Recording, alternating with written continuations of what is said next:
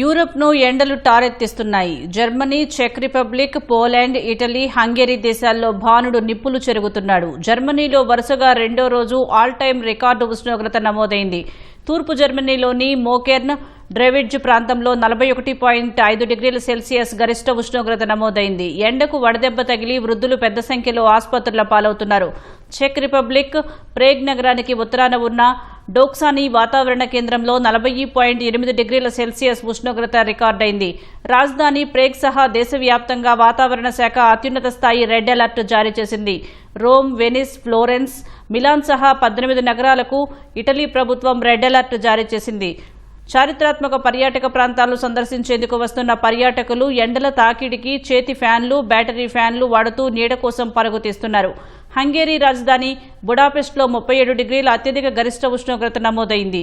ఇది గత 2 దశాబ్దాల్లోనే అత్యధికమని అధికారులు తెలిపారు. పోలాండ్లో పరిస్థితి దారుణంగా ఉంది. దాదాపు 100 ఏళ్లలో ఎన్నడూ చూడని విధంగా కొన్ని ప్రాంతాల్లో ఉష్ణోగ్రతలు 42 డిగ్రీల సెల్సియస్కు చేరే అవకాశం ఉందని అధికారులు హెచ్చరించారు. ఈ ఎండల తీవ్రతకు స్విట్జర్లాండ్లో బెజ్నోవ్ అణు విద్యుత్ కేంద్రాన్ని తాత్కాలికంగా గ్రిడ్ నుంచి తొలగించారు.